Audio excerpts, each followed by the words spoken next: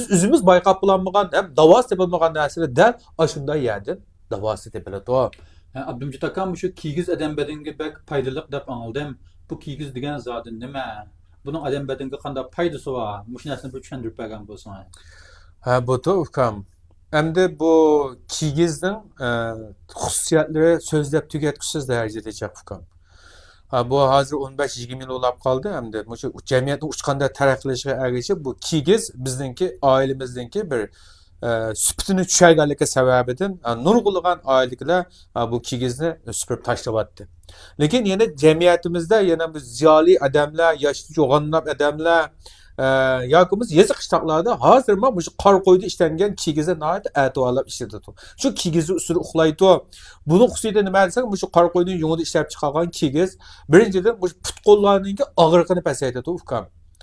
Ağırlıqlarını pasaytish xususiyati var. İkinciden uyquni bak yaxshilaydi. Uyquni bak yaxshilaydi. Uxlasaqlama nihoyat rahat uxlay olasizlar. Sababi nima degan chaqda dal tabiat dunyosidan kelgan o'sha narsani biz yana o'sha tabiat dunyosidagi jonliqlarga ishlatgan bilan o'xshash ish. Buni hargiz biz pishiqlab ishlab, buniga har xil sim yo'llarini tiqib, tok o'tkazib qilmasaqmi, tok o'tkazgandan o'ta 24 soat toki necha 10 yil hatto necha yuzgacha xususiyatini yo'qotmaydi. Yaqindan yaqin tor dunyosida bir aqso'liq boladan birisi qor qo'yning pataki, man qor qo'y patak detqa meni chiqardi. Oşumun dal nima degan chig'imizda nurg'ulg'an yaxshi imkonga erishibdi shu bolaniki narsasi. Qarasaq nima degan chig'imizda dal oshumi kigizning xosiyati. Umi bir kichiklatilgan bir kigiz, ash kigizni patak qilib ishlayapti shu bolama.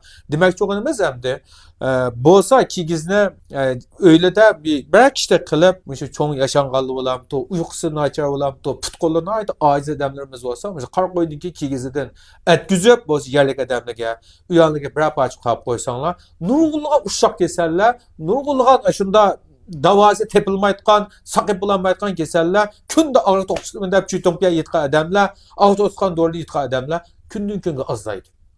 Dal bu nima degan chaqda an'ana. Ya'ni otamdan qolgan miros.